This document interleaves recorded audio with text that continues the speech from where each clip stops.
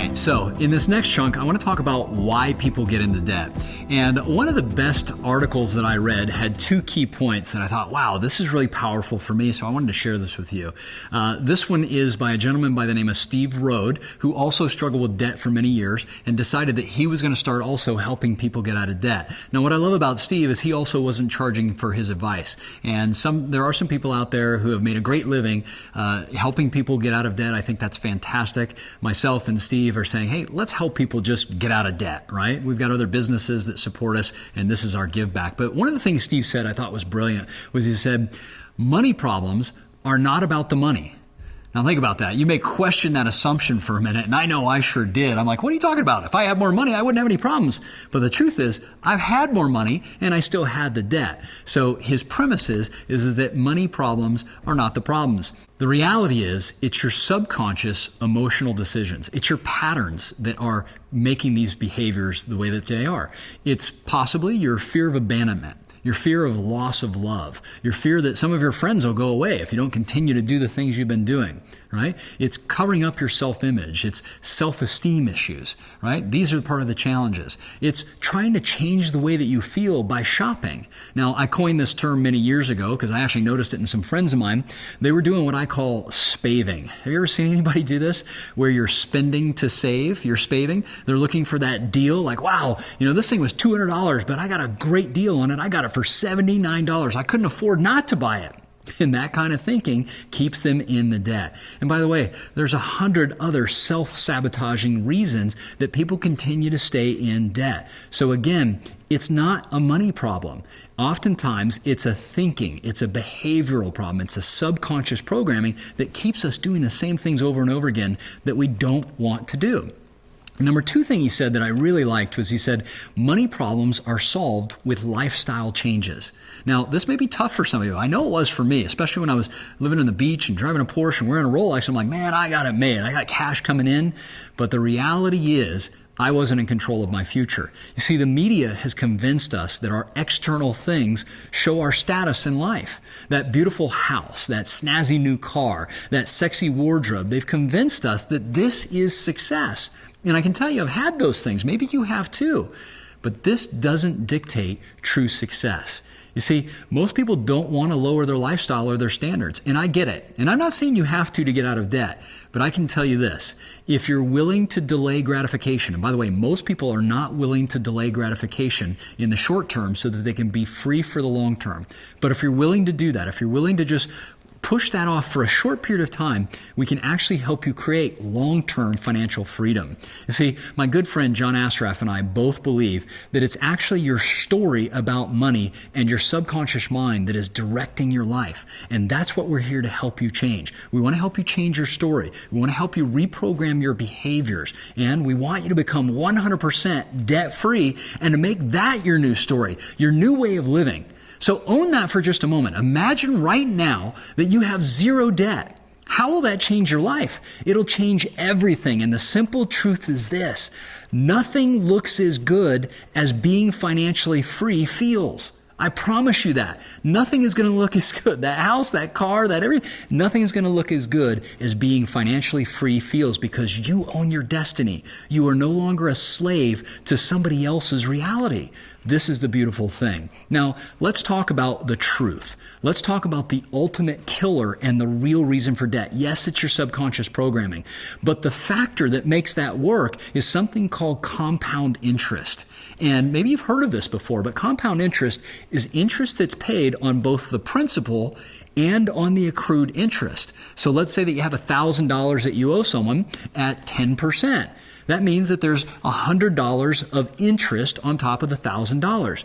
But now you're going to get charged interest on top of the 1,000 plus the 100. So you're going to get charged this interest that keeps growing. And they do this on mortgages. You find it on credit cards. You find it on student loans. You find it on auto loans. And for many people, they have no idea what kind of interest is actually there. You're probably aware of the annual percentage rate, but did you know that there's simple interest and compound interest? There's compound interest daily, compound interest quarterly, compound interest annually. And that determines how you can or can't pay that off in a certain period of time.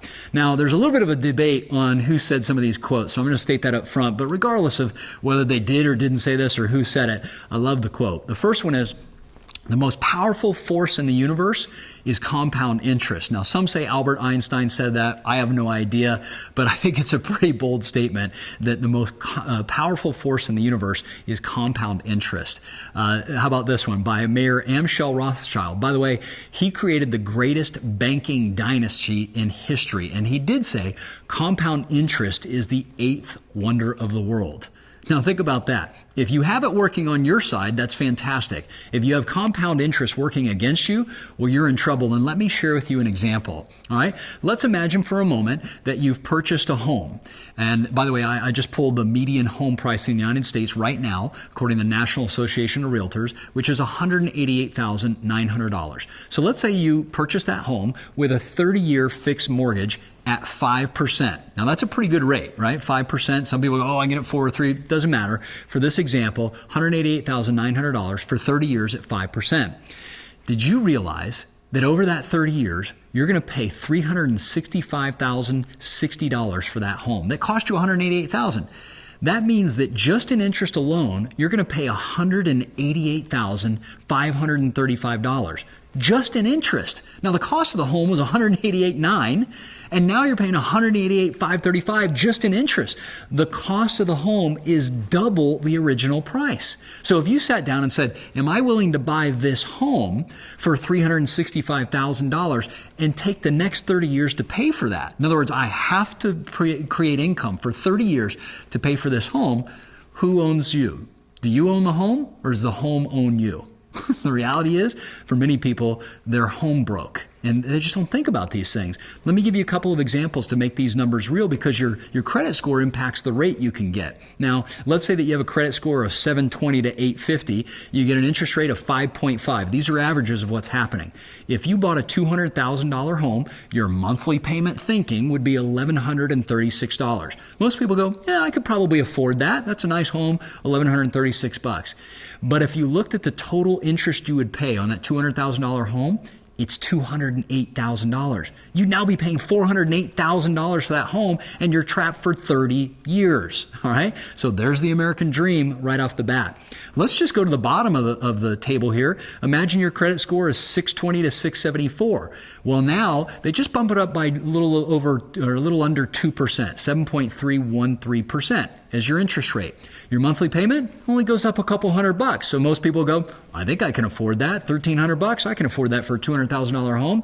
But look at the difference in the interest. Okay, you now went from $208,000 to $294,000. This is crazy, isn't it? So the cost of your $200,000 home is actually almost $500,000 over the next 30 years.